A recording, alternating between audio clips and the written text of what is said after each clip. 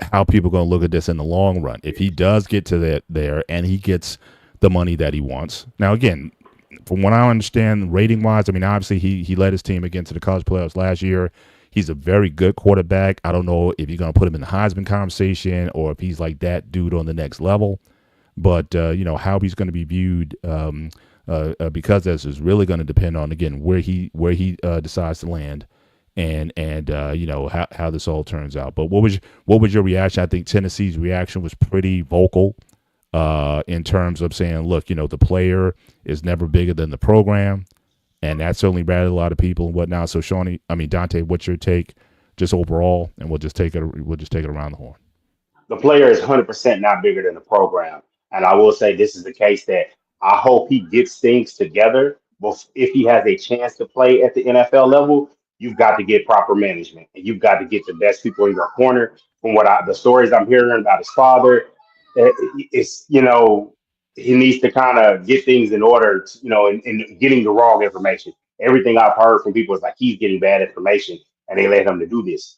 You you hold in. You say, hey, look, I know that the evaluation is this. Every school does this. I follow Texas heavily, and I hear every year after the season, what you hear is, yes, you have to keep your guys. So sometimes if you go to NIL, like Texas got a big 5-star guy, and then it's like, okay, if we get him at this price, guess who's gonna come knocking on the door? Hey, I was already here on the team that helped you get to the semifinal. I need this because everybody knows about it. It's a transparent thing.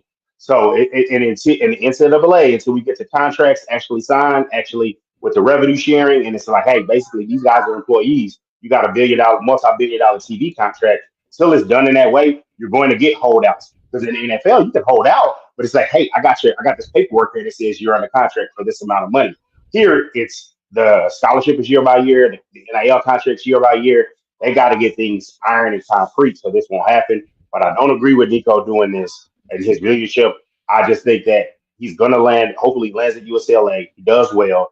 But his biggest issue was you're asking for this money because the team made the playoff. The team was led by the running back, Dylan Samples.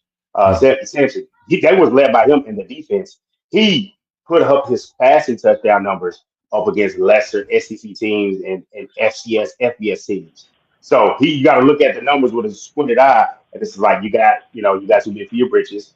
They're gonna humble you. I hope this changes him and gets him in the right direction going forward. Mm-hmm. Brother Shawnee, what's your take? So I was just looking up some of the timeline of this whole thing. So basically, this is just a case of I really don't know why how people are blaming Tennessee. They really didn't do anything wrong. Um, Well, but that's why I said I don't know if you caught my some info I shared leading up. So apparently, the NCAA called out Tennessee, regarding some of their recruiting tactics, and they were called to the carpet. So Tennessee actually sued the NCAA, and so after that, then NCAA just kind of they kind of just hopped off it. And so again, you're in an environment where there's no rules of the road in terms of how these things are done. So this is basically how Tennessee, I guess in a way, this is kind of how they wanted it. And so now they're in a situation where again, they're one of their top players decides to walk, but certainly they didn't want to necessarily be told by the NCAA how to go about their business. So did they in fact cause some of this on their own, or do you think they're well, still blameless in the well, situation? I guess it's only because this Nico story came out. I think NIL across the board amongst the schools in the country, they all have their own thing. But Right. yeah, they there's no structure to this NIL at all. So this is a wild, wild west, and it's not just with Tennessee. And I was looking at the timeline. So at the time where Nico he signed an NIL deal originally back in 20 December 22 for for 8 million, which was the highest, one of the largest deals at that time. Then he goes on. He had an okay time with Tennessee as far as last season, um, but he majority of his numbers came against subpar opponents for the most part. When he got to SEC outside of Vandy, who actually played better last year, but his numbers dropped. He wasn't putting up the same numbers like he was outside of SEC competition. And so I believe there was reports that when Carson Beck, former Georgia quarterback, went to Florida, and his NIL deal was worth like, cause I think Nico was making about 2.5 a year with his deal. Beck, I think it told to be like 4. So Nico or Nico's camp was like, man, you better than Beck, even though Nico has not performed like Carson Beck. He may be a better athlete, but he's not put up the numbers like Beck. Beck was, Beck won a title with Georgia. Correct. Nico didn't come nowhere near that. And there was reports that even Nico was threatening to hold out even before Tennessee's playoff game. I think who they played? I forgot who they played in the playoffs, but he threatened to do that, before that. And then I played Ohio State. yeah, and that was supposed to be a big game, and it turned out just Ohio State just ran through them. And before Tennessee basically just wiped their hands of him, he pulled a no-show during that spring game where they didn't hear anything at all from him, like all day. And basically, coach, when they asked him, he was like, "Okay, we're moving on." So that's basically when they decided to move on. This is just basically a pretty much a classic story of greed. And now it looks like Nico is potentially signing with UCLA. So Nico was looking for $4 million when he was threatening to hold out. At the time, he was getting between like 2.5. Obviously, Tennessee, let him go. So even at 2.5, he was getting that NIL deal with Tennessee. It's reports that he's going to get less than that at UCLA. So now he was looking to get more. Now you're going to get less than what you was getting, just because of greed. And I don't, it's hard to 100% put that on Nico because his dad was in the play. It came from his pops, his agent, whoever the grown up supposed to be. But yeah, I heard people saying like for a player to get as much money as they can during this NIL deal, which is true, but you did sign your contract per se for your previous deal. You was already getting paid millions, but you just wanted more. Right. And you really didn't do nothing to get that more, try to do a holdout. So yeah, it's now did they pull back on the deal? So did they I don't know what the payment structure is. So were they paying him 2.2 a year? So did he already get a couple million out and they just reneging the rest? Did they get up? So did anyone know what the payment terms were? That I don't think that was ever discussed. No, I don't. With NIL deals, because I think NIL for the most part, majority is third party. I don't know if it's really the university. I think, or if it's, or even if that information is even published, or since there are no rules in terms of disclosure or whatnot. So yeah, it's real shaky what the rules are. It's not really on the university. Yeah. It's just and it's not on the university, but he didn't earn his money. He didn't earn his money. It comes from third party. The school, that's what the NIL did. It took the responsibility of extra payments outside the school. He got to show up. He got to perform on the field.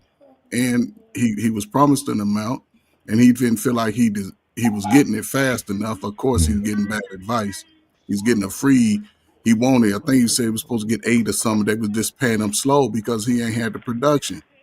And then he rushed to judgment. He ran too soon. He's in the SEC. What year is he going to? His junior year? I think he might be either he's a junior or a redshirt sophomore. See what I'm saying? So he still got 2 years that he can ball out, and they would have paid him. That's like the way NIL is. So, but the thing is, you talking about guaranteed money and actual contracts. But that's guaranteed money through third party, though. It ain't the school. This is guaranteed directly from the school. The school did the right thing. They need to pay the players directly from the money that they have, that they make from their athletic budget. That's what I've always felt that way. I felt like NIL is a dog and pony show where it's kind of like, hey, look, you can make some money. Yeah, but every player is not worth an evaluation. You know, But Yeah, but because I was name, thinking but image, Tennessee had NIL an is name, issue. image, and likeness, so they can get straight direct payments. Like you see the young ladies and young men on these commercials. That's coming to their pocket. yeah. That's the NIL. The school. That's why the school cutting, because they gonna have a. Well, I He's don't not. think Tennessee had an issue with his original deal. That's why he signed there. He That's what was I'm getting saying. it, He's good. He wanted and he more. wanted more. Right. He ain't gonna And get more. then He ain't produce. yeah, It's but football. he was not only that he was wanting more, he was trying to hold out. Right. Like He because wasn't. right now they got these 2 transfer windows. Now He they ain't in the gonna be at spring. UCLA the whole season. It's over. He messing up already. Yeah, Mm. he's gonna He and ain't he's produced. He's it's messing reported he's up. going whatever he's Yeah. going to agree to them. They not offering what he's He got less making money. now. How Yeah, you he's gonna getting get less less money. money? So Makes no Right. sense. And just I want to just entertain a question. So, Black man's answer asking, is he not worth the money? Just like anything else, it's based on the market. So if he thinks he can get that elsewhere, I mean, apparently, other teams, Big Ten, Ohio State, Michigan, are they going to touch him? Are they going to give him No, the money? he's already And- going somewhere else. They not Exactly. touching So him. right. So what I'm saying is, so ultimately, that it's not, because everyone asks, am I worth the money? It's basically who's willing to pay you.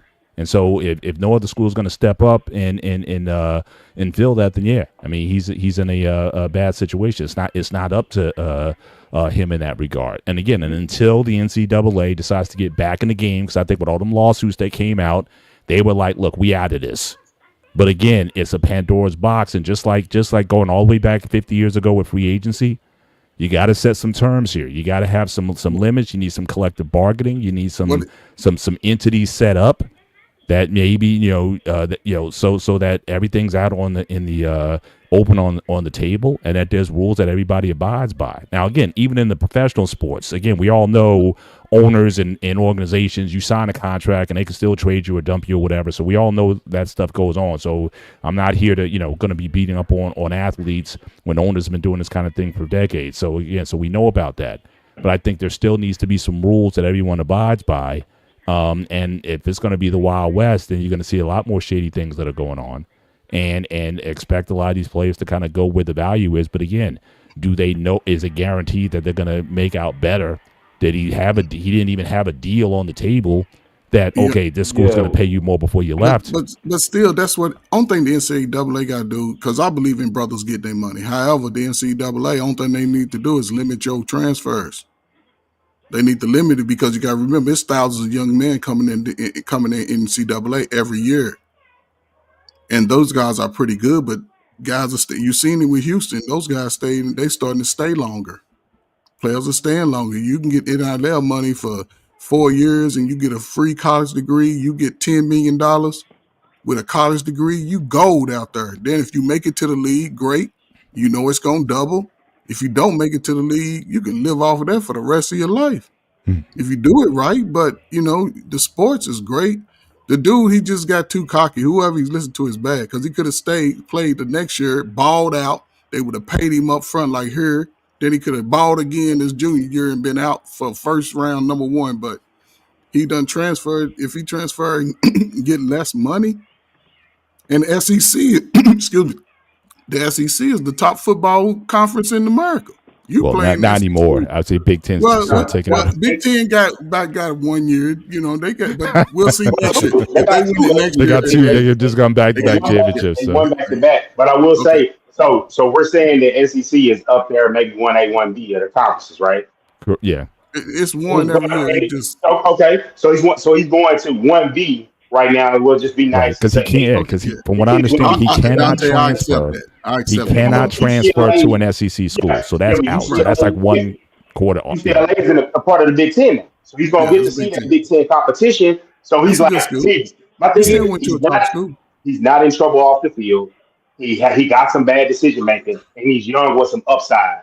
I feel like, hey, get the money stuff out of here, Nico, and let's play football. Get used to your teammates. I think he's got to own his teammates' trust. Be like, hey, I was trying to get the bag, made a mistake. Let's go out and get it.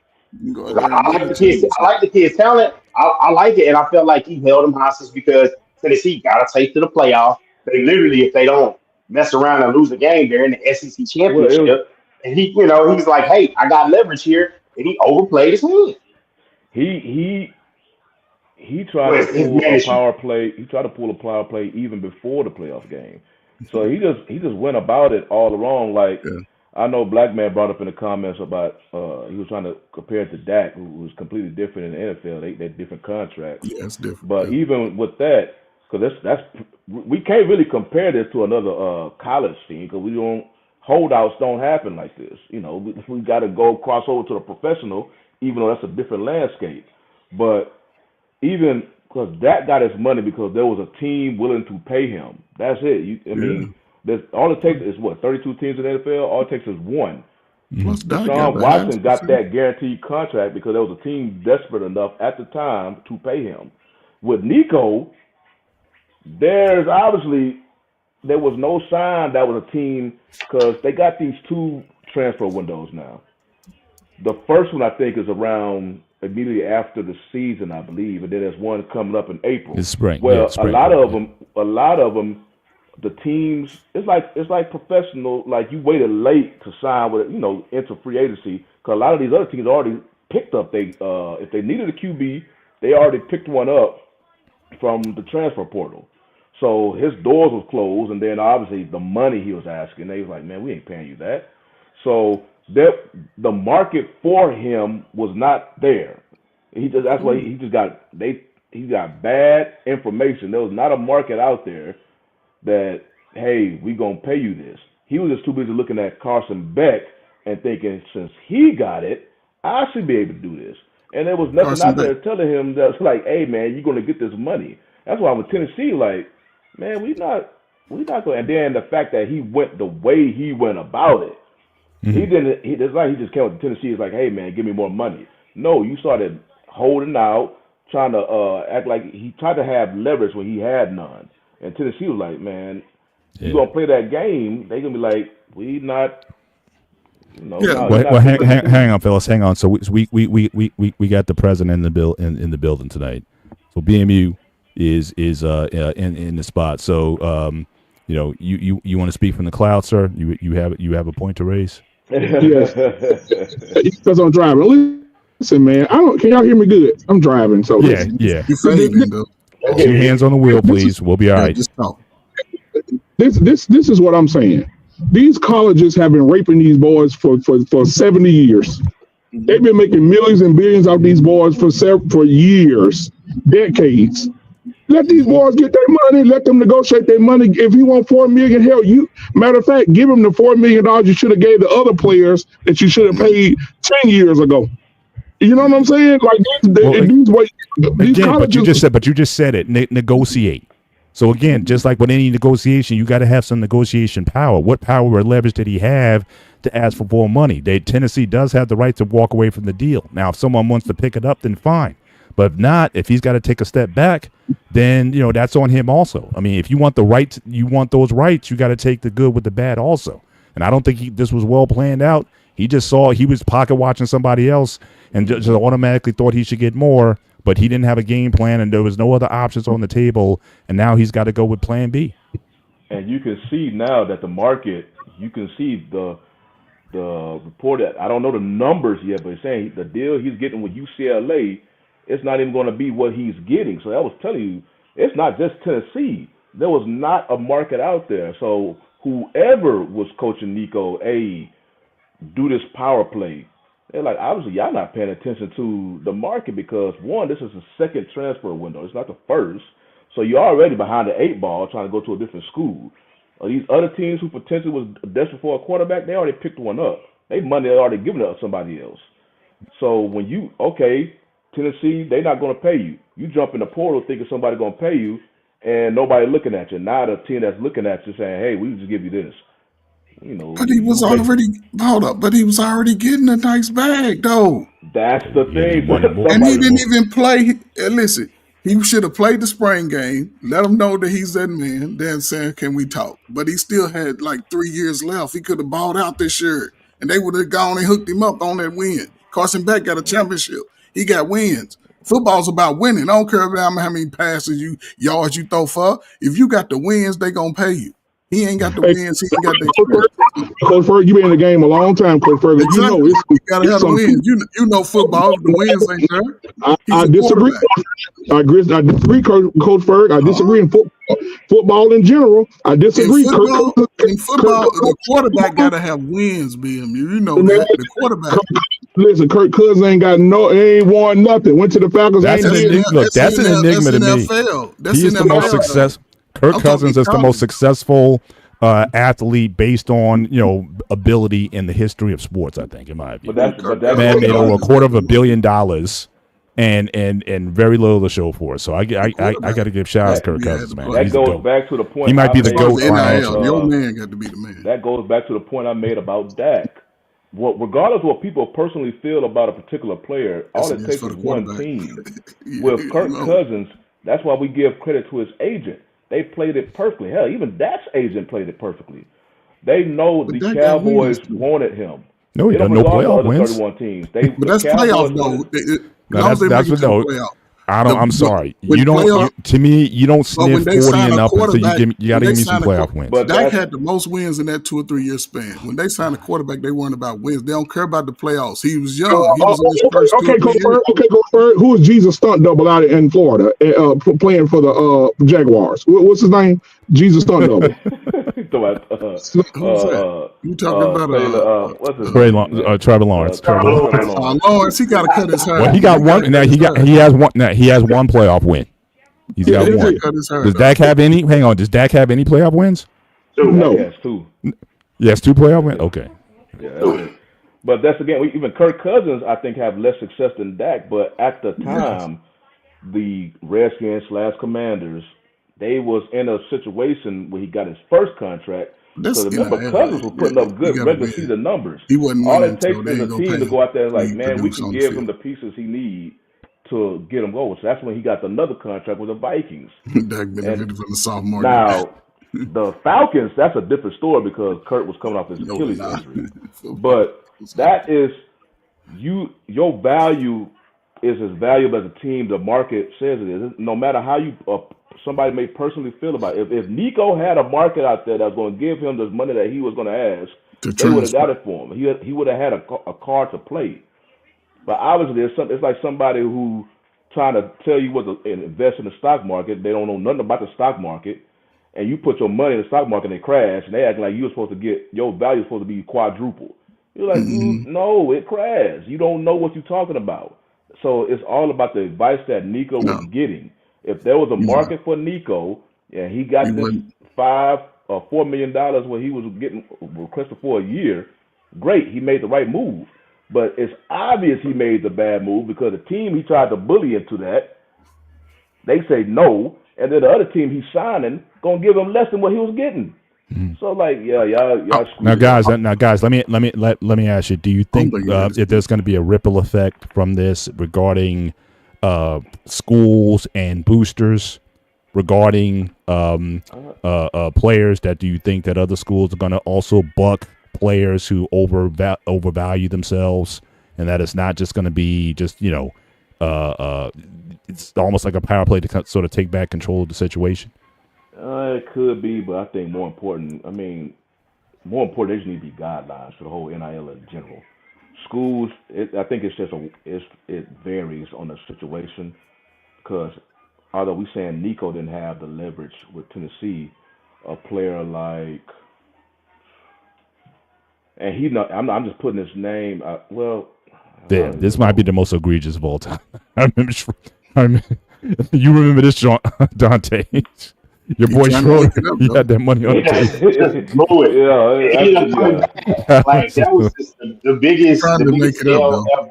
That's a perfect, I guess, professional great point. company. Yeah. Great point. But what I'll say about it, I don't know if it'll be per se a ripple effect. But like what you said is for the guys that get to enter the portal when their team is the guy that maybe his team had a rough season but he looked outstanding.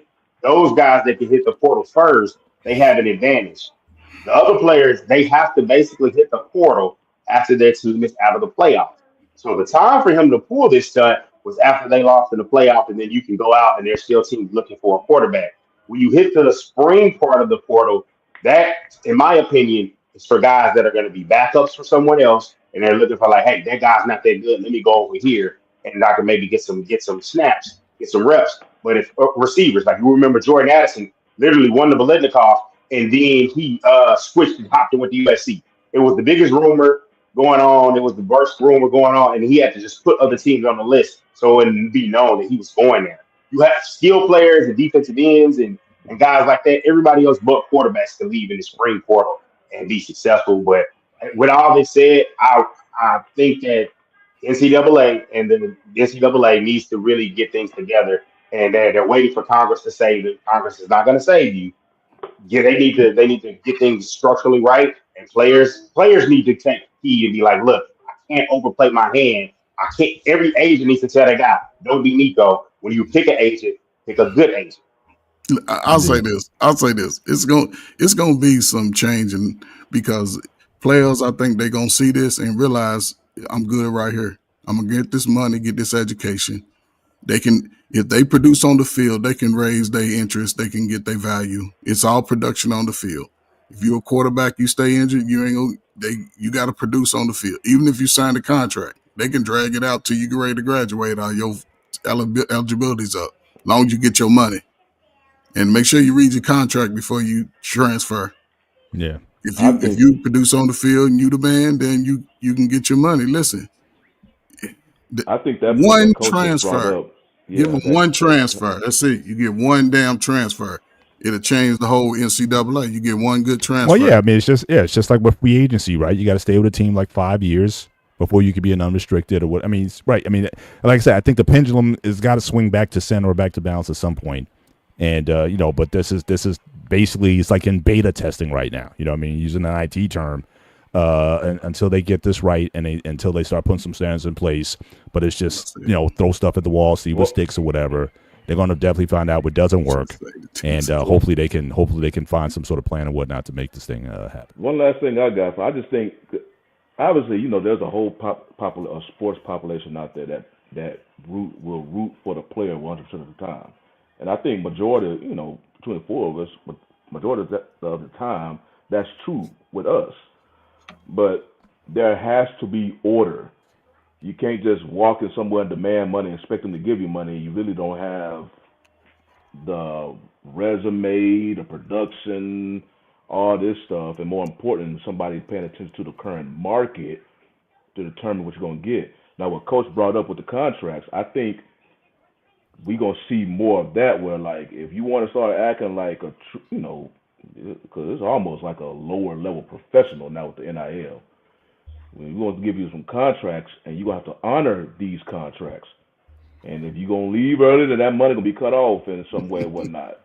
So it's going to be, if I don't know when the NCAA going to add their guidelines, but I think the contracts at least are going to come into existence first. And to a point where, okay, here's your contract, and you stay with us, you get it. You not, and you want this transfer money, this contract is voided. Because like I say, it's most of this is third party. So NFL, it's contract between that player and the team. Well, this whole NIL thing, it's like I say, it's just no structure. We keep saying it's a wild, wild west. It's hard for us to really say, to kind of categorize what this thing is, because it's no rules. So you get this third party. You don't know. I remember we talked about that whole new thing with Kendrick Perkins, that new company he had, and how they can. Some people look. Oh at yeah. So it's stuff like that doesn't exist. So that story went silent though. That was a thing for about a minute, and then we didn't hear from it. That's ESPN might smushed that one. Yeah. And he's still there. It's not like they got rid of him or anything like that. So he's still doing his thing. He skipped a beat.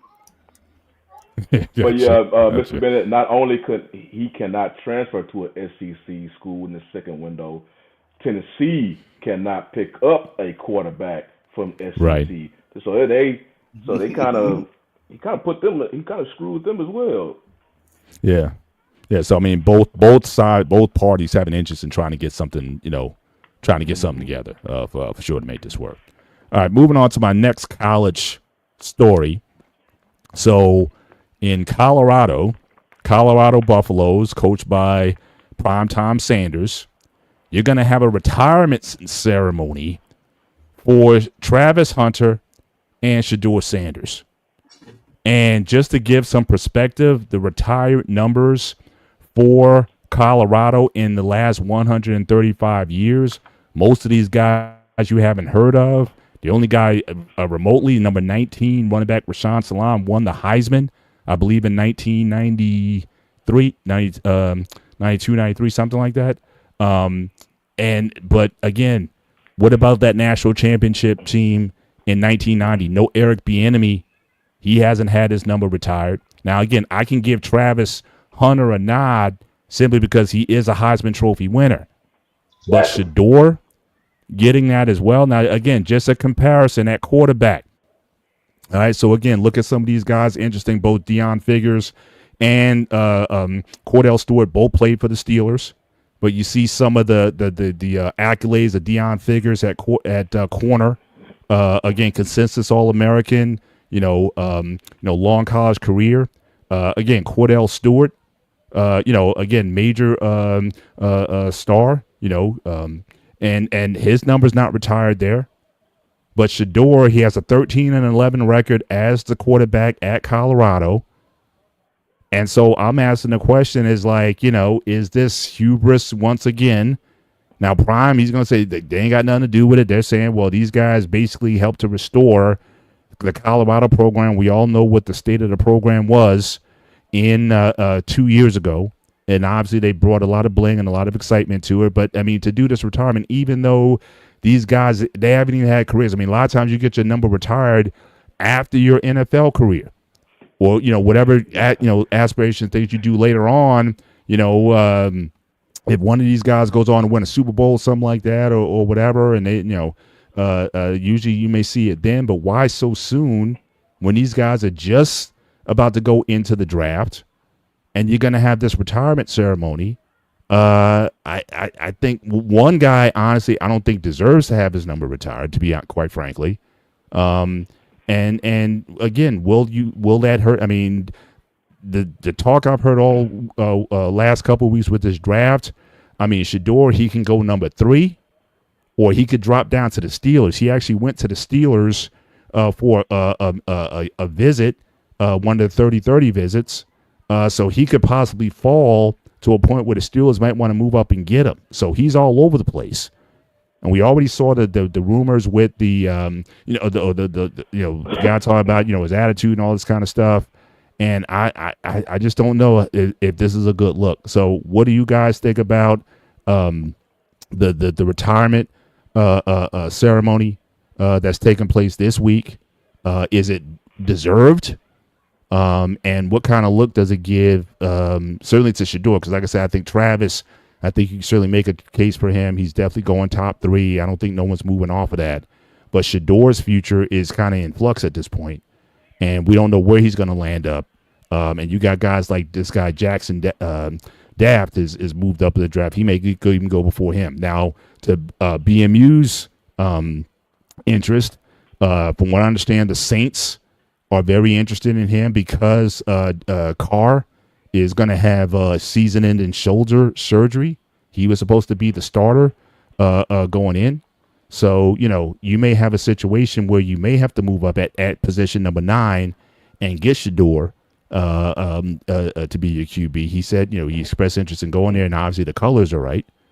So you may want to go there. But what say you guys about this retirement ceremony for guys given so few have been retired in the past, and is this a bit premature? So just your overall thoughts. Go ahead, Dante. You want to start, and then we'll go back around. Okay, so what I'll say is I'm with you 100%. You can't really knock the standards of a two-way player like Travis Hunter getting it. I would say it's early to do it. I've heard whispers that maybe it was done to get attendance at the game a little bit more because it wasn't as high as other years. But when you look at it, it's not like Shedeur's chop level. He's likely going to be a first round pick, but he just didn't have enough accolades. And Trey, you've been killing it out the park. You've been reading my mind. If my son is the QB and he's not like he's a scrub, he's getting his number retired. But he did win the Giant United's Golden Arm Award. He did win the Big 12 Offensive Player of the Year award this year. So he won the Conference Player of the Year, won a national award, and he was first team All Conference. So it's like in 2 years he won those accolades. You would have hoped there was a little bit more. Guys that normally play, I'll say 2 to 3 impact years. You want some more, but he runs the program. He just got a contract extension, and who's going to override it? Did the people above him override it? If they didn't, you have to live with that decision. So it's not the worst thing in the world. But yeah, they're gonna bring up the nepotism and hey, he did this, that. Guess what? Hey, I'm the big money man. I revived this program. Deal with it. So it's classic Coach Prime. Coach Prime.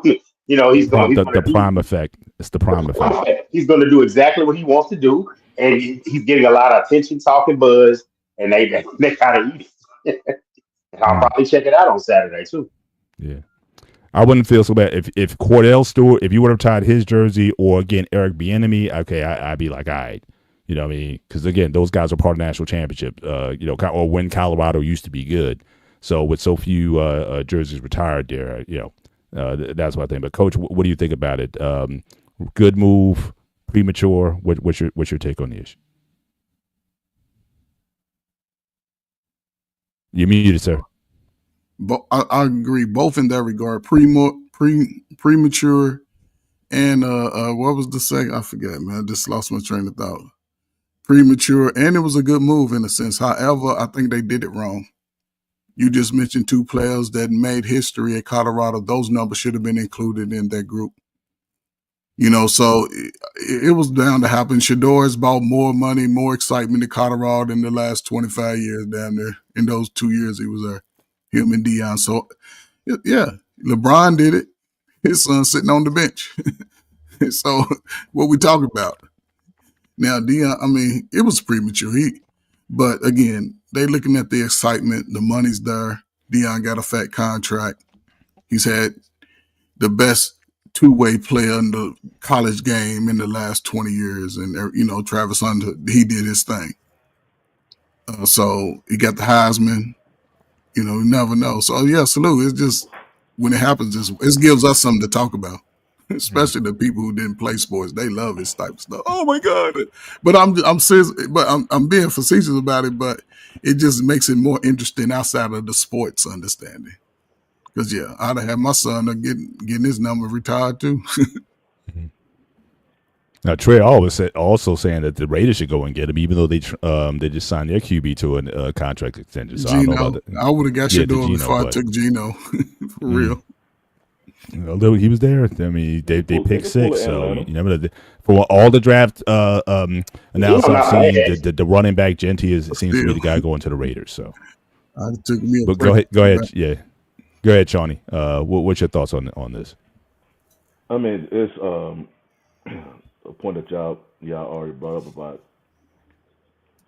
And if he's in there, he's gonna get his retirement. Like I said, I understand about what Travis Shedeur, is he gonna get in there? He's gonna get in there.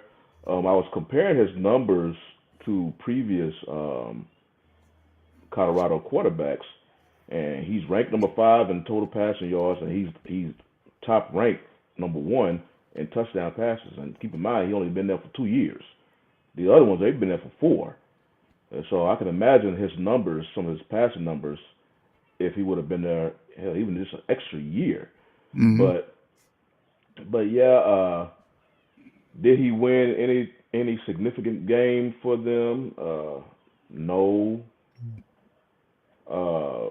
As far as playoff run and whatnot, the only bowl game they got into, they got ramrodded by BYU. Deion wasn't ready for that. Yeah, BYU's like, man, we don't care who you are, man. He started crying. He started crying before the game on camera. He wasn't ready for it. BYU's like, I don't care what is. Almost kind of remind me of that Oregon game, their first year. When Oregon was like, they just looked at them like, we don't care what noise y'all making. They destroyed them. But I guess his dad is the head coach, and the coach brought up the Again, he fact said he had nothing to do with it. So this was an AD decision, pretty much. that probably was because they They Colorado approved. loved it. Basically, Colorado, the administration, they love Sanders. You know, 'cause Yes. you know when the university, they're all about money for the most part. Yeah, they will take the success that a football program will bring, but they know that football program's success will bring them more money. But in this case, you can't really speak on. I mean, they had success compared to where they came from, but they didn't have success compared to their peers, other programs, you know, playoff run and whatnot. But the money that they brought to that Boulder area, because Sanders and crew came, oh, they loved them. That's why they gave Prime this huge contract after. Because remember, they brought him, they signed Prime to a contract for money they didn't even have yet. Yep. That's how confident they was with him. Then it proved right. You know, all of a sudden just the market around the school, around that town, it's a college town. And all of a sudden, when this family and coach and his son came, next thing you know, they just blew up. So that administration said, hey, you want your number retired? Who cares? We don't care what people say. We're going to retire your number. They probably going to have all type of parting gifts for them. They probably will recognize them for the next 10 years. I mean, yearly. They probably have every homecoming. They're going to have a special Shador and Travis. They done gave him a bus outside in front of the football field. Oh, nice little statue of Travis going two ways. I can see that. I can see them getting Travis a statue, and I can see them giving Coach Prime a statue. Well, I say this: if folks are complaining about Shador having his jersey retired, it'll be something. And I don't know if Colorado can go this far, but if they give Shador a statue, hell. Yeah, I couldn't even. I wouldn't even be able to defend that. I'd be like, okay, yeah, you using a statue. That's the immortals, man. Normally we'll say that for jersey retirements, but okay, you're getting that. But He the get statue, that's for the immortals, and they put him up there. I'm like, Yeah, I agree. Yeah, I agree with Trey here. Yeah, Prime win a national championship first before we put a statue. Oh, up, yeah, you know, for him, yeah. It's over. that administration though, I'm telling you, the value he brought to that area. Still brings. Yeah, I wouldn't be surprised they do give Prime a statue because he done. You talking about they done? It's insane. Yeah. Now let me ask you just a couple before we get into our next topic. Just a couple things on these two players. One, as far as Travis, now he expressed a desire that he wants to basically play the whole game. You know, so where do you think he's going to land? Is he going to land as a receiver, as a cornerback, and occasionally play offensive plays? Where do you think he's going to land, despite his desire to play essentially the whole game on both sides of the ball? It ain't gonna happen. I think he's gonna. I think the more realistic thing is the way offense is structured. If you're going to be a full-time receiver, I need you in the meeting room 100% of the time. It ain't gonna And happen. it makes more sense for you to play defense full-time, and then I put you in spot packages and offense, a la what Deion Sanders did at times in his career. What do you think is more difficult though? I mean, for the position, I think you got to be in the defensive room because because of the communication, everything involved. I think you need to be in the defensive rooms more than the wide. Because he came in prime. I mean, he came in. Now he only has like 40 receptions in his career, so it wasn't like he was even a part. I wouldn't even call him a part-time wide receiver. But on the defensive side, communication is so integral to everything that I would think if he wants to play defense, he's got to be in that defensive room 9% of the time, and maybe in the offensive room 10% of the time. I agree with you, but my thing is he can say all the stuff he wants to about, oh, if they just made me play one side of the ball, I quit. And like Dre is saying, hey man, you start getting cooked on one side. If you start getting cooked as a corner, they're gonna be like, and we know you got the, and it's just not working out. They will put you at receiver in a heartbeat, and it'll start off with, hey, we're gonna play such and such ahead of you. We'll just put you on some offensive packages, and then when you break a 75-yard slant, it's like, hey, we're going to keep you on the side that you're doing. If you're playing lockdown on defense, but on offense, it's not so much. They might transition you to special teams and maybe some, a few packages. Yeah, because But even if he's they not try to gonna bring play you in, 4 or even if 5 they bring guys. you in on a dime package, you know what I mean? That's tough just to come in just all cold. You haven't been getting those reps, and you even they drop you on a dime package, 6 defensive backs or whatever, and you got to defend that. I just think it's harder if you're not going to commit to defensive back full time.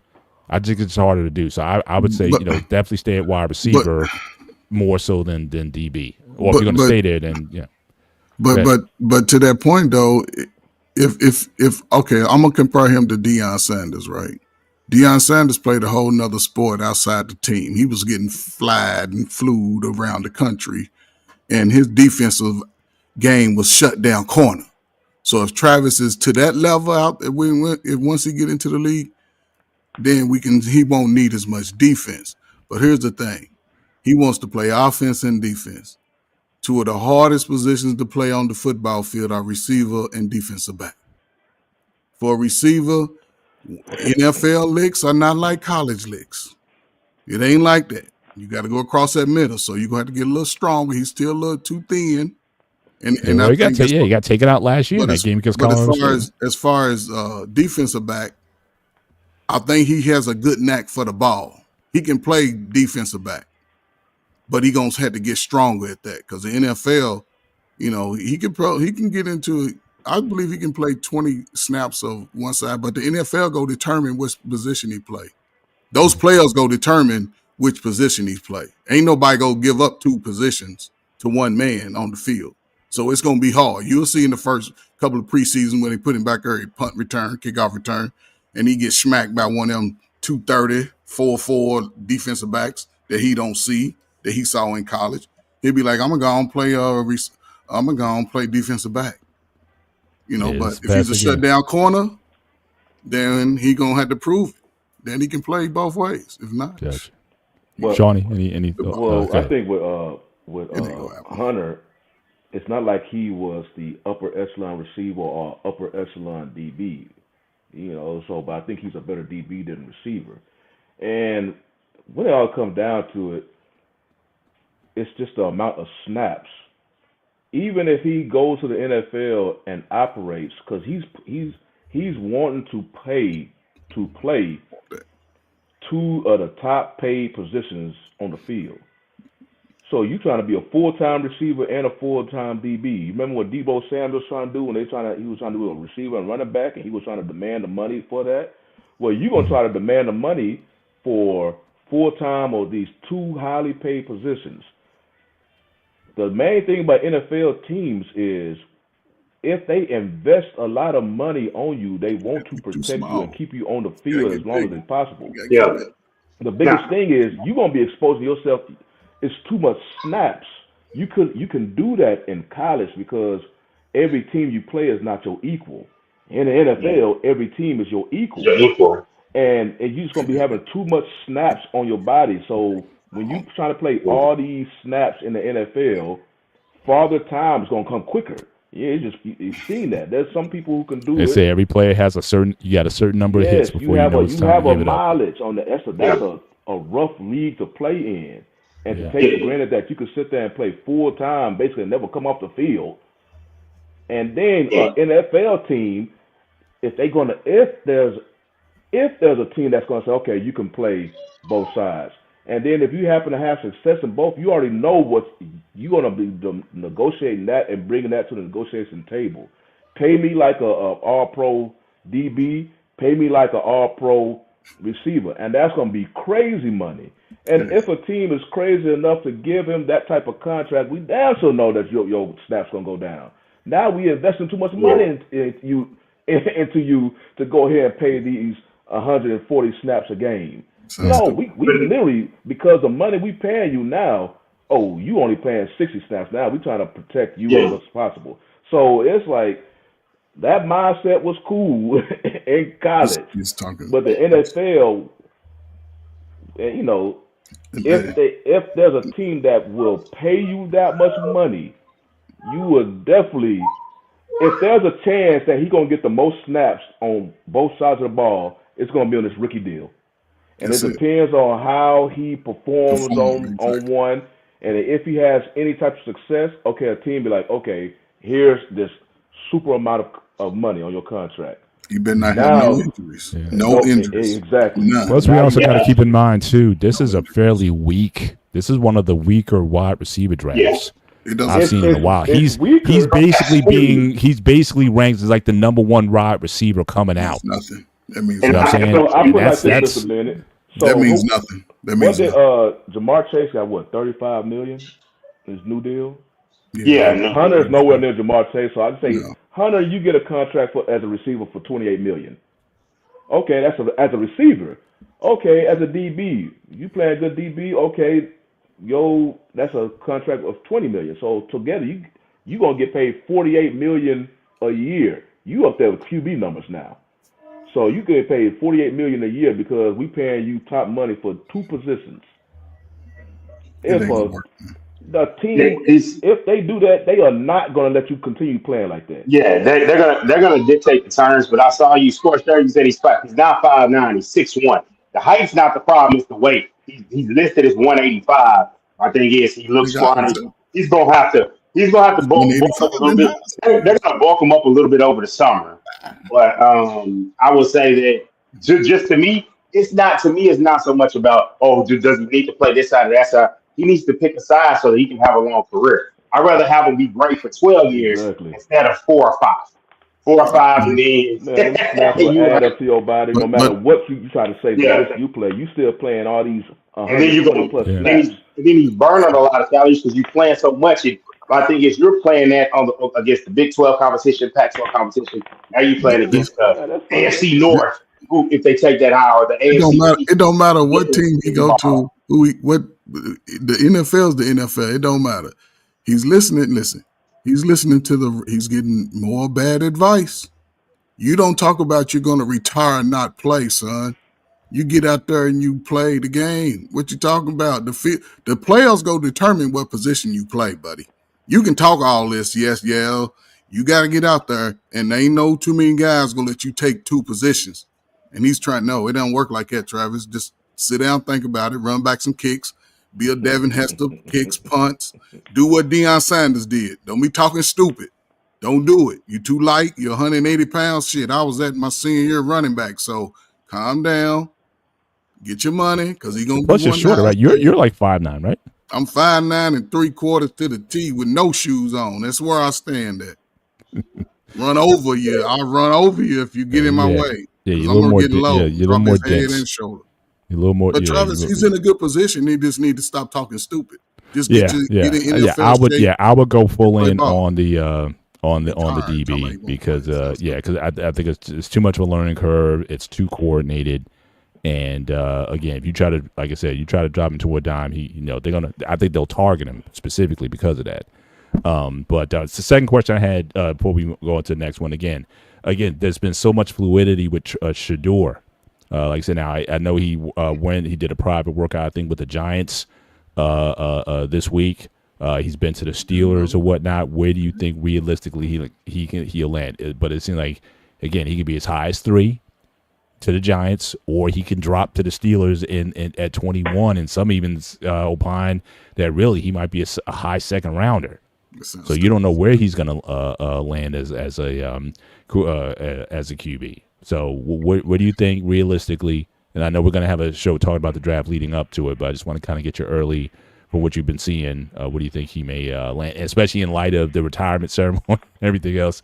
Is that again, or GM's going to roll their eyes at that, or is But what's your take? Start with Shawnee, and we'll go around the horn. Well, I think NFL, they probably can care less about this retirement ceremony. They too busy looking at their draft board trying to see. I just think I really believe he's going to go to the Giants just because it's a position of need for him. And But they just signed 2 veteran QBs, though. They got Russell Wilson and they got Jameis Winston. Yeah, and both of them don't have both of them. You might as well consider both of them bridge QBs. True, but I'm saying, but why not build that bridge next year? I mean, this is not the strongest QB class. Just saying, next year's class is going to be a lot better than this. Well, if you in a position that you see a quarterback, in your future, that could be your quarterback of the future, why skip him? when you have the opportunity to get them. When you already know these options you currently have are not going to be there, and you kind of getting them when they are already on the downside of their careers. So it's just like, okay, we have an opportunity to get one of the two best quarterbacks in this draft, even though this is not a deep draft, but you were in a position to get one. So even if it would have been Cam Ward, I still would have got Cam Ward, because Cam Ward is still considered a project. It's just in this class he looks higher. So I'm like, you need a quarterback. You already know the two options you have. They're not going to get you that far. So you might as well do what you did, what Atlanta did. I know it got a lot of flack last year because they just gave that. Now it is different because they just gave Kirk all that money, and then go sign what's his name, Penix. Now if they just would have signed Cousins like the Giants did with Wilson and Winston, then it would have been a different story. But you just gave this man all this money. But the same mindset, though, even though you picked up these free agent QBs, you still need to plan for your future, and you have a potential quarterback in the draft that you are able to get. So I will go ahead and get it. And then the rest, you just got to look down the line of what team needs a quarterback, and it can be the Raiders. I think the Raiders need to go. If he falls that far, I believe the Raiders need to pick him up. I know some people are talking about Ashton Genty, but if you have a potential future quarterback, pick them up, because there's a reason why a lot of these organizations in the valley that they're in, because they can't pick a good QB, and they don't pick a good QB. They'll use a bad pick on a QB that does not pan out to anything, with the Giants and Daniel Jones. So yeah, I think it's just this is pre-draft talk. You see this every year. There's always a player. In this case, it's Shedeur, that people always suspect they're going to slide this conversation go, because if you remember, right after the season, Shedeur is looking at the top 3 pick, and then before even playing anything else, not even doing anything else, next thing you know, people talking about all of a sudden he could go down to the Steelers, who are in the 20s.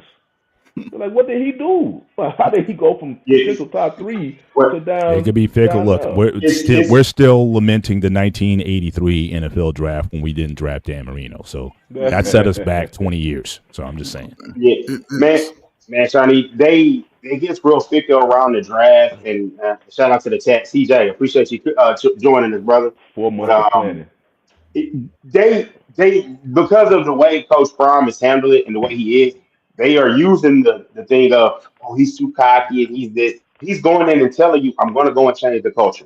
And it's true. What you always look for are guys that go from the FCS level to the FBS level. How is your play going up against the level of adjustment? He went to Jackson State. They were on downtimes. Took him to the conference championship. He goes over to Colorado, wins a few games the first year. Then the second year, he goes in, has them in contention to go to the conference championship game. Just miss out, win a national award. And, so he helped change the game. He helped change the culture from what was it, 2 wins or was it 5? I can't remember how many wins the first year. And then he got to 9 victories the next year. So he is a guy that can change the culture in the right situation. And I feel like I would love it. I think I would like it if he did go to the Saints, just from an opportunity, but from a team structure wise to come on board with it. Probably, I don't know how good the offensive line is, but I know the weapons are good. I know the weapons are good over there with the Steelers.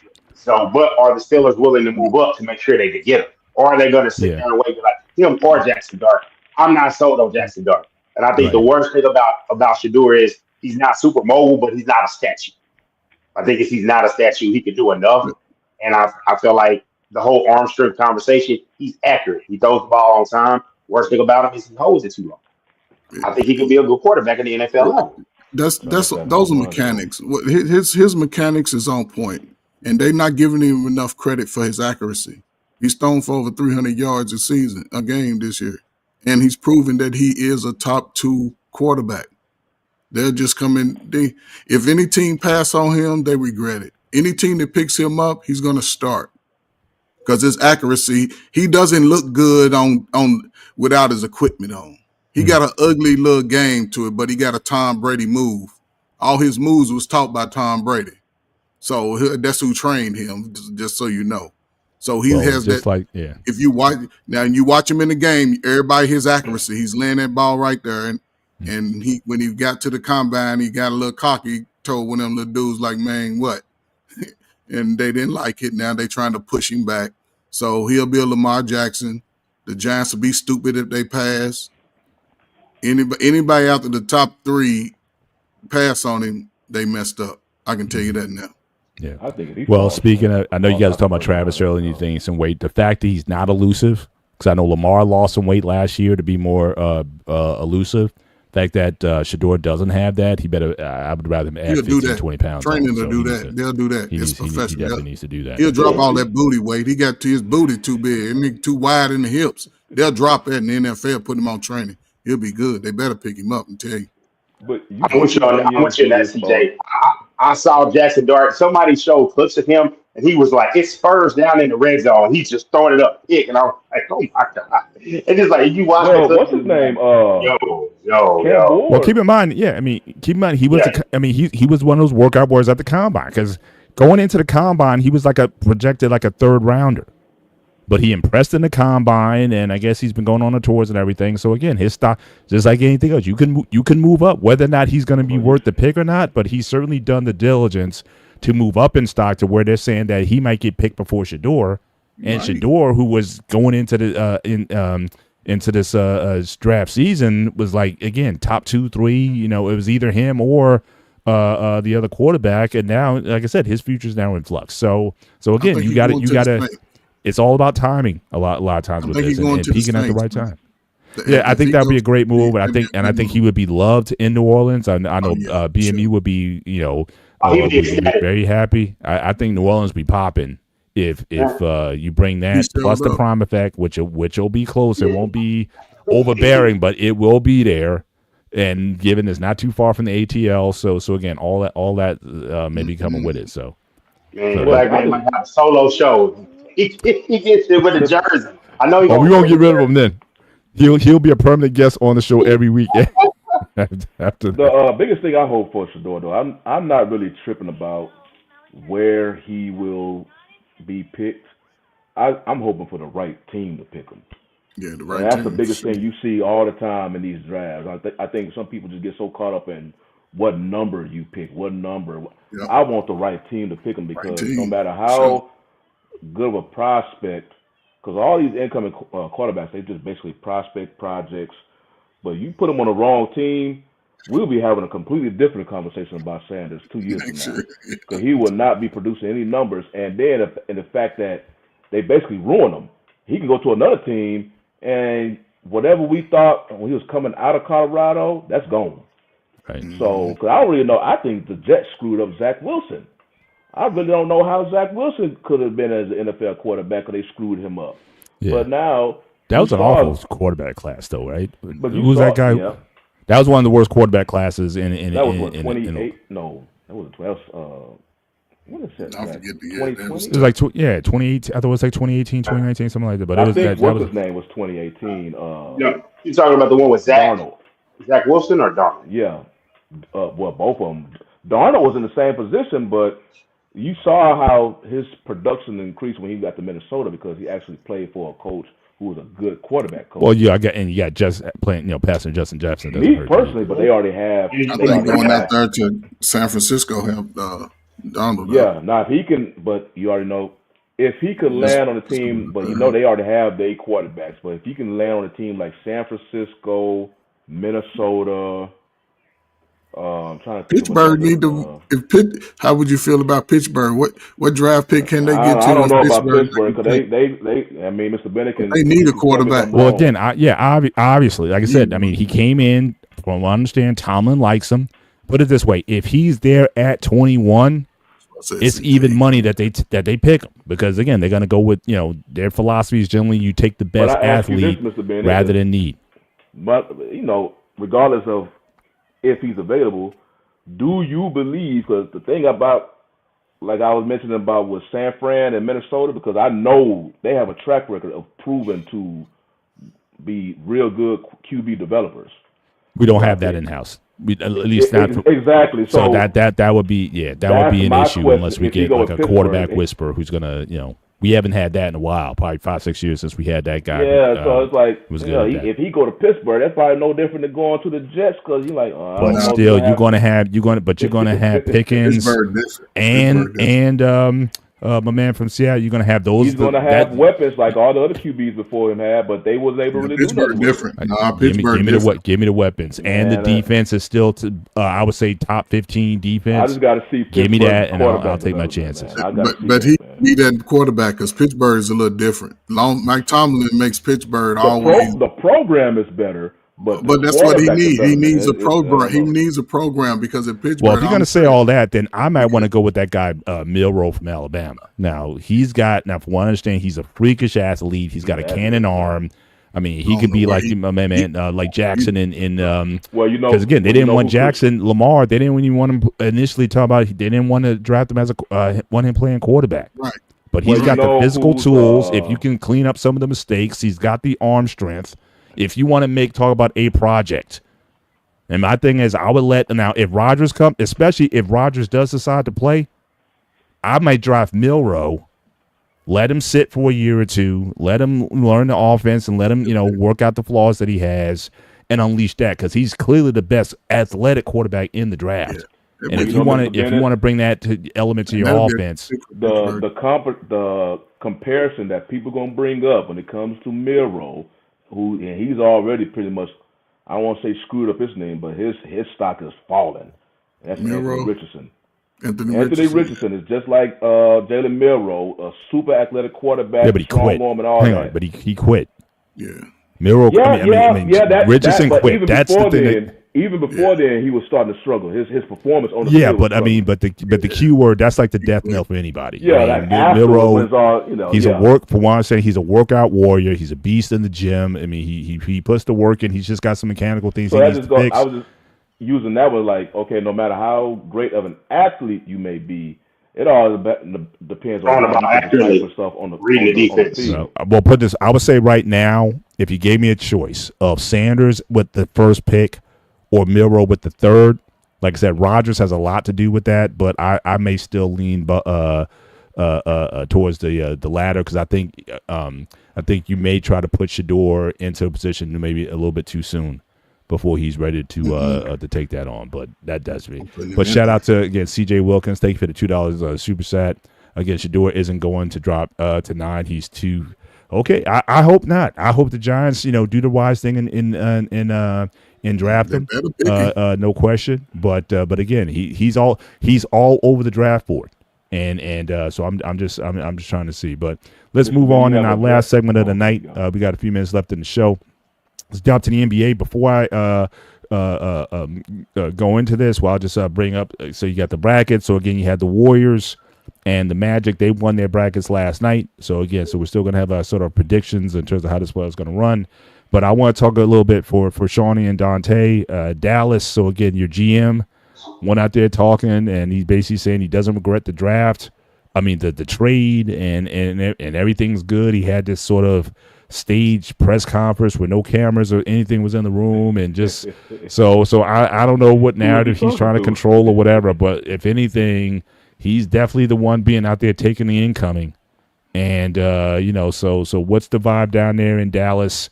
I mean, obviously just as bad of luck as you could possibly have with the situation. But what was the reaction from your point of view to that press conference?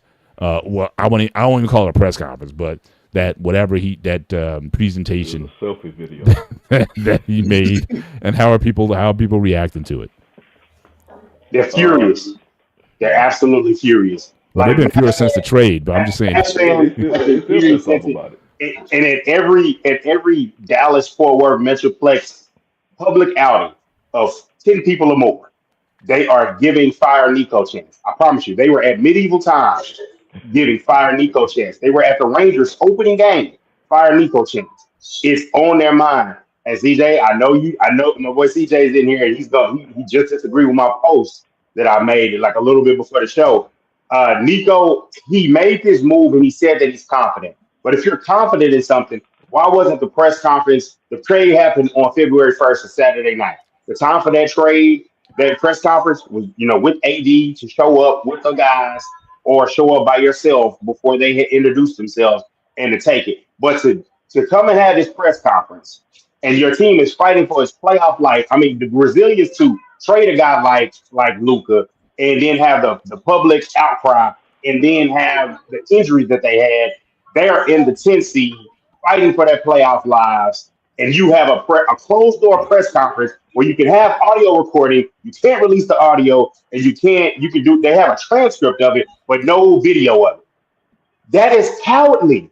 Then you can't tell me that that's not cowardly. And then they're asking him questions, and he keeps saying defense wins championships. Hey, Luca said he was going to sign an extension. He had tears in his eyes. We don't have it. I can't. He said let's agree to disagree. There was no meaning that he was going to sign back. The man that bought a $15+ million home. He had planted his roots in Texas, and you just up and traded him because you didn't think that he would be disciplined enough to help you win a championship when he just got you to the finals. And the problem in the finals wasn't just strictly defense, it's that, hey, you didn't have enough offensive firepower. I'll tell you, for one, Kyrie Irving, who was a big-time player, just didn't have enough. They didn't have enough juice as a third guy. That's why they went and added Clay. And it just, you grew up with an opportunity to try to do something. As a Laker fan, I totally appreciate it. But the city of Dallas is very upset. And it's like he keeps gaslighting the Dallas Mavericks fans and making it worse.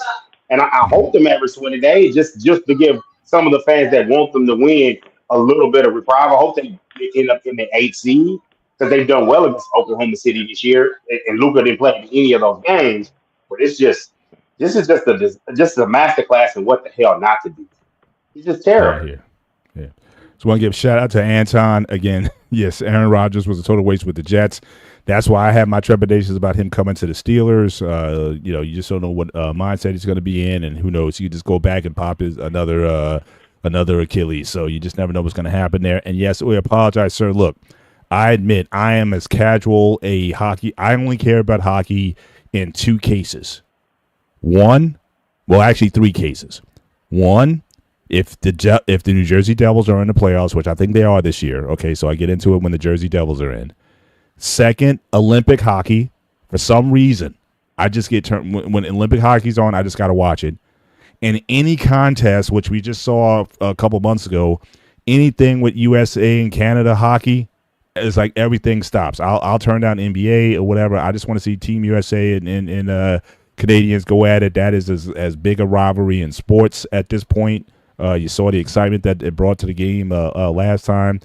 Outside of that, I just don't follow enough. I don't know if you guys do regarding hockey, but certainly what I could do is I could certainly next show I can put the brackets up, but I can't talk as intelligently about hockey as I used to be into it. Like I said, when the Devils were good in the mid-'90s and early 2000s, when they won those 3 championships or whatever, I know Marty Bedouros, I was into all of that. But since then, I just haven't been as up on the game as I was. So I apologize for that. I don't know now if anyone else on the panel, if you guys can add some context to the hockey, then yeah. I don't know enough to have intelligence. Well, I appreciate the super chat though. I do follow it enough, especially I'm like you. When the Stars are in it, I get the updates and I know where they are in the season, and then I know when the playoffs is there, they have a great playoff, so I'm able to keep up with it more than when it's compact. And then there's time, even though the NBA playoffs are going on. But it's just like, man, I knew he was gonna say that. He posts this in my Facebook group all the time about a weekly reminder of Nico. He normally does the post where Jaylen Brown looking over at Luka, and it's just like I give him credit for standing on that, and he feels that way. If the Lakers end up in winning the championship before the Mavericks do with Luka, I think that's gonna sell the test of. Well, the biggest thing, what I've been hearing about the whole Luka thing, yes, the people down here are still pissed off about the trade, but they traded Luka. Their biggest thing is the return they got back from him. Remember, when the Knicks traded for Mikal Bridges from the Nets, they gave up 5 first-round picks to get Bridges.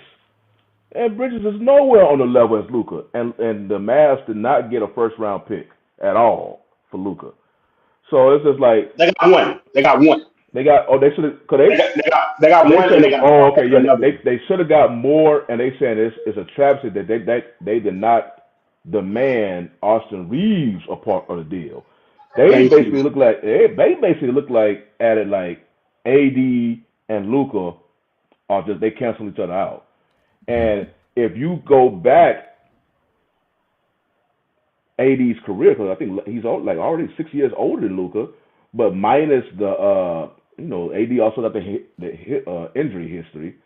But if you take away the history of the injuries, yes, they could have been equal because AD could affect it on both sides of the court. But he's 6 years older, so that's already a knock against AD. And you got the injuries, so that's already another knock against AD. So they do not cancel each other. Luca was a franchise player who just took you to the finals, and you got this bag of chips package for him. So that's what a lot of them are pissed off at. It's like if you're gonna trade him, but you better get a return from him, and you didn't. So when they just keep looking at it, they bring it up. You think they moved past it, but when Luca came in, they played the Mavs, and then Luca bust them for over 40 points. They renewed the Yep. wound. So now they the radio's And down here talking about it again. he took a shot at Dirk when he said that he's here to make this team win a championship. He doesn't care if Dirk doesn't agree with it. Anybody, I'm here to make this team better. You disrespected him the last time when the owner said, the greats of the game. He named a lot of great players, but you didn't name Dirk. Like, why are you disrespecting the legends of the current team? Like that's that's like you don't disrespect the legends, the guy with the statue out front. Like Cuban keeps having to clean up the mess. Like these guys need to go through PR training like the rookie class. Hold on, you talking about Luca? No, Nico. No, Nico, that great class. Why didn't you mention Dirk? No, but he don't know what he's doing. He panicked. First of all, he did panic. You got two good rookies sitting over, young players over. They got hurt. Your big men are hurt. Your big men were hurt. So you're going to lose Lively and those guys. They got hurt. AD's a big man. Now, what they going to do with those two come back? I don't think AD going to be there next year. He going to be a journeyman big man. But still, they were still in the race. They were still in the top 5, top 6 teams when you know what I'm saying, when they went down. So Kyrie and Luka was still healthy. They were being consistent. That was what they was going to be. I would have just played the season. Now, he panicked.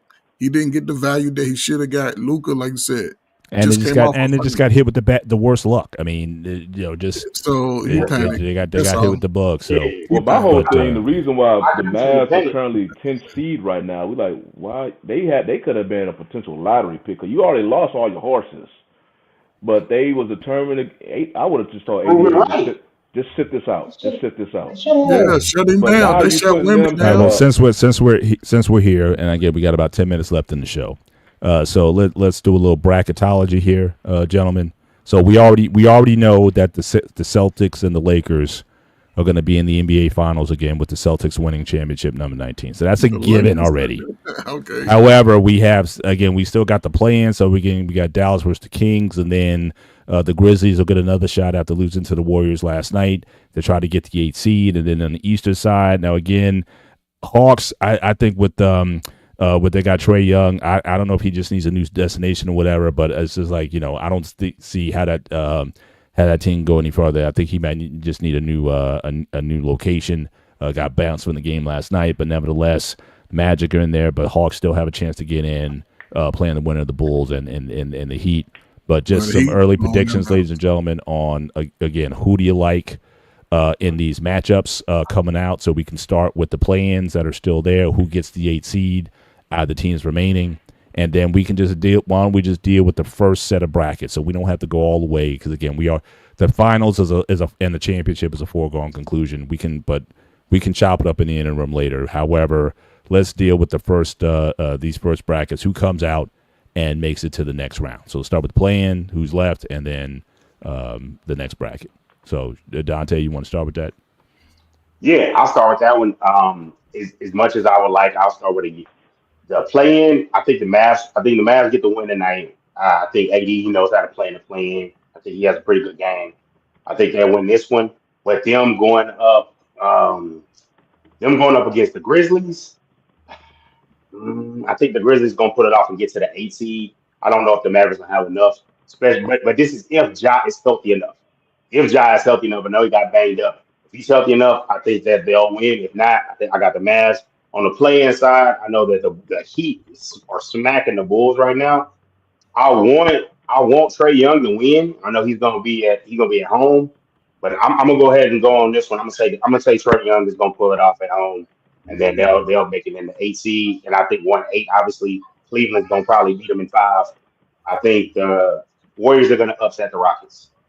I think the Mm. Rockets are young. You think that's an upset? Well, I mean, obviously it's because it's a 2-7, but I'm just saying since the Jimmy Butler trade, I mean, I knew they kind of limped in a little bit, but they're still to me the hot team, one of the hotter teams in the West. But you still, I got them. I got them 4-2. I mean, just seed wise, it's 4-2. So I think that the league wants it. They want that second round matchup. LeBron and Steph, obviously going with the Lakers here over the. People are saying 5. I think the T Wolves. I think that's a 6 game series. They got some ability. They got the size, but I think the Lakers and T Wolves. Clippers are the hot team. The Nuggets are the Nuggets with Jokic. But I'm gonna do something nice. I'm gonna say the Clippers. I'm gonna say the Clippers are upset. I say that they're healthy-ish right enough right now. I think they do enough to beat off the Nuggets, who are cratering at the end of the season. And of course, I got OKC knocking off and getting to the second round and beating the 8 seed. So my picks: yeah, OKC, Clippers, Lakers, Warriors. On the East side, Cavs. I got Cavs, Bucks. I want to pick the Pistons with my heart because they're young. Shout out to Kay Cunningham being from Arlington. But I got the Knicks in 6, and then I got Celtics might sweep. I hate to say it, but no, they'll lose one. It's 4-1. So I got Gentlemen Celtics, sweep. Knicks, Bucks, and Cavs. All right, we'll keep it there. All right, Coach, who you got? Start with the plans. Who comes out? Who gets the 8 seed, and then your first round here. I was pretty much along with Dante, except a few changes. I think Sacramento with Levain and DeRozan, they better pull this out. Dallas is limping into the playoffs, so Sacramento better win this game. Sacramento and Memphis, I want to say Memphis just because of the experience, but y'all's head going to have to be in it the whole time. He's going to have to be in. Golden State and Houston, yeah, I see Golden State with Jimmy.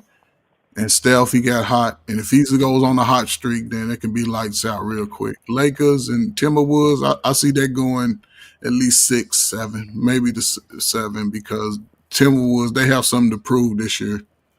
They have something to prove, you know what I'm saying? But the Lakers, who knows? If LeBron is LeBron, it's another history book. Clippers, Denver, I think it's going to be a good series. I think it's going to be a good series. OKC, yeah, they're going to beat whoever they play in the first round.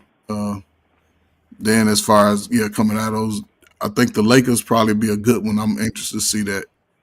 This Atlanta, Trey got to get his head. He had some issues in last game, so he got to get his head in the game. Miami, they could definitely challenge the Hawks, but I say the Hawks. Who is that? Who's that at the bottom? Can't even see that. Oh, this so we got. So who is that with? Is that the Magic? Orlando? Yeah, Magic. They won the play. They got the 7 seed last night.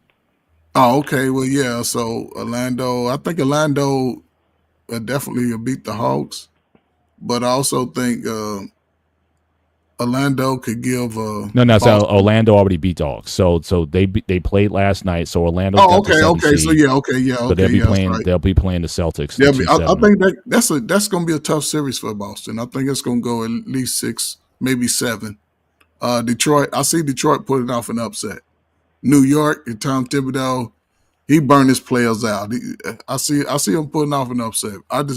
Because a 7-game series is a nice. New York, they ain't gonna be ready every game. The Bucks, yeah, I see them go ahead and win in there like 5. Cleveland, whoever they get, I think they're gonna sweep. I think it's gonna be Cleveland. Don't get ahead of it. Don't get ahead of it now. We just stay with this Cleveland, Bucks, Detroit, Boston. All right, Shawnee. Well, on the West side, I would have definitely taken the Kings if they've been playing in Sacramento, but they're playing in. No, they are playing. No, they play Sacramento. Oh yeah, they got the Kings between that game. Even though they don't have the Aaron Fox anymore, but I still have them unless AD go off. With Memphis, So the Kings of Memphis. I don't know because I really don't know how Ja would be because you remember he sprained his ankle late Yeah. in that game, so I don't really know how he would be if he was healthy or 80%. I'll definitely take Memphis, but it would. Well, I'll take Memphis because Memphis barely lost to Golden State. You know, remember they had that 5-second violation and they didn't even get a shot off, and then so with the Golden State and the Rockets, I'm gonna go with the Homer. I'm going with the Rockets. I really believe this year. I think they, as I'm looking at the bracket, they have a very good chance, capable chance of making it to the West Conference Finals. But I'm just because I remember during the trade deadline, I did not want them to really trade any of the young pieces because I want them to gather as much experience in this playoffs. And now you throwing the fire now going against an experienced team with like Golden State. But the last time they played each other, they only held Steph to 3 points. Now I know this is the playoffs, so it's different because you got to beat them 4 times, but they can play defense, and I think this is going to be a breakout. I think Amin Thompson is really going to put his name out there. So Lakers and the Timberwolves, that's going to be a good series because I think Ant-Man, he's going to show out, but I think the Lakers just may be able to pull that one off. Now, this Clippers Nuggets, I think is going to be probably the best game at this this first round. I think the Clippers are going to beat them. They just, everybody know about the Nuggets and they firing their head coach, but the Clippers are they playing their best basketball, literally. I can see the Clippers representing the West in the finals the way they playing. Because right now Kawhi is starting to looking like Kawhi. And at one time, people thought Kawhi was the best player in the NBA. So if you get that Kawhi, the only thing that people don't think about with the Clippers is that he's a ticking time bomb as far as injuries. But if he can stay on that court, I could see the Clippers beating any team up here on the West. Flashing over to the East, Miami doing their thing right now in Chicago. Chicago keep trying to make a run, but I think Miami it's going to ultimately be a Miami and Cleveland. Then I'm going to have, of course, Cleveland winning that one. I'm taking the Pacers over the Bucks because remember the Bucks don't have Lillard. He's still with that blood clot issue. And the Pacers, they offense right now. I think they just got too good of an offense for Milwaukee. Even though they got Giannis, I think, and their games have been very close with each other. So I got the Pacers coming out of that. The Knicks and the Pistons, I would take the Knicks, but Brunson has not been playing the same Jalen Brunson ever since he came back from his ankle injury. I think if he all of a sudden get his mojo back, I'll take the Knicks over that. And of course, I got the Celtics over the Magic. The Magic is a good story, but the Celtics, they basically just a team on a mission to get back to the Eastern Conference Finals to ultimately, I believe, play Cleveland. But I think since we're not getting that far yet, but I'm thinking Boston. So those are my, I guess, round one winners. Excluding all the play-in stuff and all that. Gotcha. Yeah, I'm definitely going to take. I'm definitely going to take the Kings. Start with the West, Kings over the Mavs, and then I'll take the Grizzlies over the Kings. And I think OKC basically, smokes them pretty easily. I certainly have the Clippers. Again, they're 18-3 the last 21 games. They're a hot team right now. The only thing I don't trust with those guys, not to get too far ahead, is again Harden. Again, I don't trust him in a big spot. He tends to peter out in the playoffs. Certainly, I got Lakers and Dallas. And the Minnesota be entertaining. Ant-Man, he'll definitely try to ball all out, but it's like one superstar against at least two on the Lakers. I just don't think his supporting cast is going to be able. He can't carry a team over Lakers being that formidable. Certainly, I have the Warriors over the Rockets. And again, I'll be setting up that matchup that we talked about earlier. So I'm definitely looking forward to that. And certainly on the East side, certainly I have, obviously Celtics over the Magic. As far as the play-in game, I'll take the Heat. I'll also take them to beat the Hawks. Again, I didn't like the energy that they played with last night. And Trae Young, I don't know where he's at. It seemed like he's just frustrated with the whole situation. Wouldn't be surprised if he's trying to get up out of it ATL. So I'll take the Bulls to I'm sorry, the Heat to get that 8 seed. Cleveland easily takes them. Giannis has been playing very well as of late. Can he carry a team over the young and talented Indiana Pacers team? That's going to be my wild card. I'm going to say yes. I think Giannis balls out and overcomes the Pacers despite their youth. And as far as for the Knicks and Pistons, certainly, again, not liking how these guys have been playing as of late. I can certainly see Detroit, and I'll pick Detroit to upset the Knicks, and this will be Thibodeau's last season. So with that, we'll keep it there for now. And certainly as we go through this week and we see these other brackets, and we'll see how these guys make up at the end. But I want to go back before we out. Again, thank you, $10 super chat to Anton. Okay, this is the first time in history that none of the U.S. original 6 teams, Boston Bruins, the Blackhawks, Red Wings, and New York Rangers, made the playoffs. So again, this is something that, again, I never would have known. Now, Anton, if you guys are good with it, since he is such an avid fan, if we want to give him a 5 minutes, we can allocate towards the end of the show 5 minutes to Anton if he wants to come in and give us a NHL update on the playoff picture, what he's kind of seeing out there. Just kind of give him the floor for you, just to give him a little, show him some love. But obviously with the super chat, I want to give him an opportunity to introduce the NHL to the state. Yeah, so me being down here in the South, especially in the Houston area, hockey was just not. Yeah. You can tell how big what hockey is, because I'm imagining the area in Northeast. Don't y'all have high schools with hockey squads and stuff like that? Well, certainly north of here, yeah. Not every, because it's like a premium sport, so it's like one of those kind of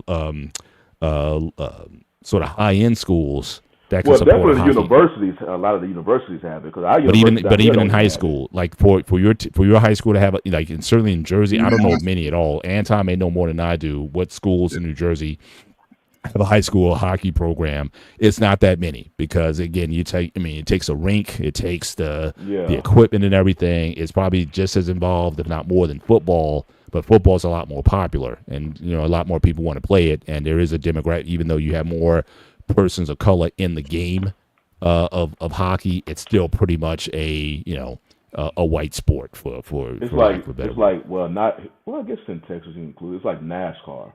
NASCAR in the South, especially Mississippi, Alabama, is huge. Mm-hmm. Like NASCAR, though, Shawnee. No, it's not even close to NASCAR. I would consider it's close to maybe like college baseball almost. You talking about hockey? Yeah, hockey's, like you said, once you get past it don't even go past New Jersey, New York. Is that as far south as it go? Dallas has the Stars. Michigan has a team. No, Dallas has the Stars, and I want to say there's a And few they do teams. support them. They do I was support talking them. about college. I was talking about College. college. College, I Just can't. down here. Yeah, I don't know. Does Rutgers have a hockey team? I don't even know. Probably That's how far I'm. I put it like this, because University of Texas can afford a hockey program, but they ain't gonna waste their money in that. It looks like there's nothing down here for. Yeah, I just the fandom. And again, like I said, being in Jersey, again, we have the Devils, and we have all of them, right? I mean, Rangers is just another exit away, and then you go to the island, you got the Islanders and stuff. So again, it's hockey. Certainly in this area, but it's like I said, it's like the fans who go to the game is pretty much the fans that are in the state. Pretty much, if you got 20,000 at the Prudential Center, that's probably as many folks that you'll see in New Jersey who follow the sport. Of the Packers. It's there's too much activity. And we got the Yankees, the Mets, the football teams, the basketball teams. So yeah, it's just too much going on. So you got to be really passionate about your hockey in order to follow it, with the it's 46 teams in NCAA hockey in Division One. Most of them are 46, yeah. Most of But them how many football pros? Like hundreds of football programs, right? Like So 130. I'm just saying, as far as hockey, it's unique. I thought it would be less, but it's 46 programs, so yeah, ain't everybody ain't playing soccer at all. yeah, for sure.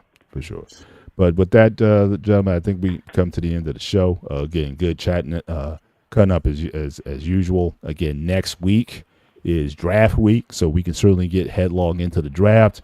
And again, brother Anton, I promise again, if you want to bring up any hockey news that would be of note, then certainly we can certainly give you a floor to discuss the hockey and whatnot. But we appreciate everybody who came in through tonight. CJ, thank you for coming in.